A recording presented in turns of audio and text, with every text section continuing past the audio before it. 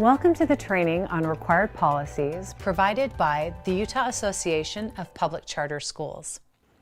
Policies are the most important factor in maintaining harmony within your school. When correctly implemented, they will save you untold headaches and time down the road. Most policies are a roadmap for how decisions flow within your school.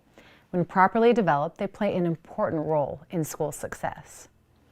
Because you are funded with taxpayer dollars, the state has a right to make sure you're using their money correctly.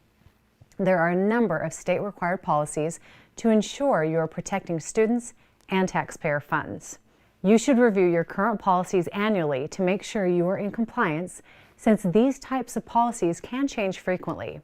Since your charter school board is the one contracted with the state, the authorizer, the State Charter School Board for most Utah charter schools, and the Utah State Board of Education, expect the school board, not the school leader, to ensure that your policies are up to date and being followed. The State Charter School Board staff has a list of required school policies. The list can be found at utahscsb.org/forms and reports. In addition to this list, there is a legislative update released every spring from the Utah State Board of Education, which details new laws passed by the legislature that apply to education, with a specific box on each bill that outlines required LEA action. LEAs are local education agencies, and a charter school is an LEA. USBE legislative update is typically released in April. If you are an existing school, it is suggested that you review the SCSB's required policy list and highlight any required policies you do not already have. If you are a new school, you can simply proceed through the required list. Do not rely on policies used by an outside entity that you may contract with. Each of these policies must be part of a published, accessible school policy document. The required policy list is organized according to state rules and laws. You do not need to have a separate policy for each of their entries. You only need to ensure that you have a policy that addresses the issue. For instance, there is one rule and two laws that apply to internet use and electronic devices. You will most likely write one policy that encompasses all the requirements for those three different pieces of code. For future reference, it will be very helpful if you note which rules and law your policy is based on by state code number in the policy itself. Then, in the future, if you want to adjust the policy, you can reference the code to make sure the changes will still be in compliance. It is also helpful if state staff have difficulty finding which of your policies covers that particular issue. These types of policies tend to be very detailed and specific because of the way the codes are written. They will be longer policies. Often when new laws are passed, sample policies are available, but tend to be very verbose and can reach further than statute requires. It is strongly encouraged that you edit sample policies to fit the needs of your school while still ensuring that they meet the requirements. In order to ensure that the policy meets the requirements, you will need to read the code yourself. Finding code can sometimes be challenging if you don't have prior experience. We recommend two approaches. First, enter the code number into your search engine, followed by the word Utah.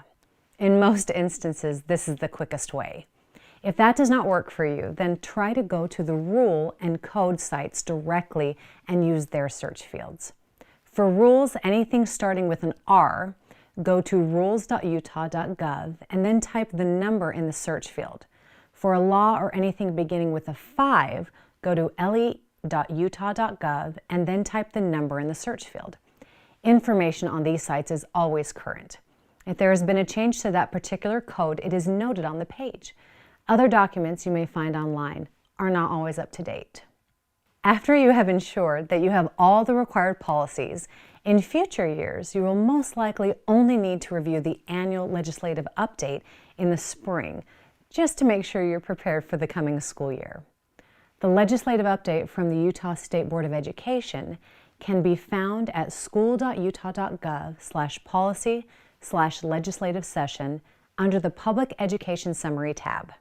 In the past, these documents have not always been available throughout the year, so it is suggested that you download a new version when it becomes available instead of using a bookmark. The beginning of the document has a lot of summary type information, but where you are most interested is beginning about 1/3 of the way through the document. You will see a chart listed for each bill. House bills begin with HB followed by a number. Senate bills begin with SB followed by a number. There's a brief summary of the bill, but the box you are most interested in says LEA action. This is what is required of your school. For all bills that say none or awareness in the LEA action box, you do not need to change any policy. Not all bills, such as those dealing with busing or teachers' unions, will apply to charter schools. Once you've narrowed the list down to those that require LEA action for your school, you will have a list of those that will require new policies or revisions. There is an effective date listed for each of the bills, so you know what your deadline is to update your policies. Most effective dates are between July and September, so plan accordingly to be sure you stay in compliance. This is why policy updates are typically done in the spring and summer. While there are many policies that are suggested for the efficient running of a school, if you verify that you have all the required policies and stay up to date with the annual legislative updates, you will ensure that your school remains in minimum compliance with state law and your charter agreement. We hope this has helped you to find the required policies and understand how important it is to keep them updated. We wish you all the best in governing your school. This training was brought to you by a grant from the Utah State Charter School Board.